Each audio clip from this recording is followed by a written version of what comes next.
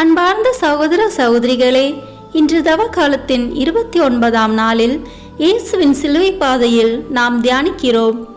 சில நேரங்களில் வார்த்தைகள் இல்லாமல் மௌனமே அதிகம் பேசுகிறது.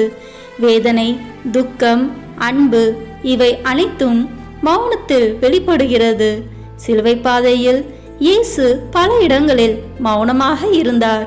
அந்த மௌனமே ஒரு செய்தியாக இருந்தது. இன்று நாம் மௌனத்தில் பேசும் பாதையை தியானிப்போம். தந்தை, மகன், தூய ஆவியின் பெயராலே ஆமேன்.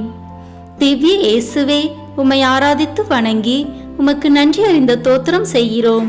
அது ஏனென்றால் உமது பாரமான திருச்சிலுவையாலே உலகை மீட்டீரே. முதல் நிலை, மௌனத்திலும் உம்மை நம்பும் இதயத்தை தாரும். இரண்டாம் நிலை, சொல்ல முடியாத சுமையையும் அமைதியில் ஏற்க வலிமை தாரும். மூன்றாம் நிலை, மௌன வேதனையில் விழும்போது எழச் செய்யும். நான்காம் நிலை, மௌன அன்பு எங்களை ஆறுதல் செய்யட்டும். ஐந்தாம் நிலை, சொல்லாமல் உதவும் மனதை தாரும். ஆறாம் நிலை, மௌன கருணையாக எங்களை மாற்றும்.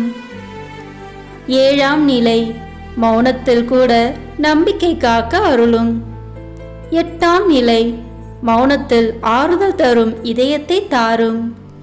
ஒன்பதாம் நிலை, மௌன துன்பத்திலும் உம் கிருபை தாங்கட்டும்.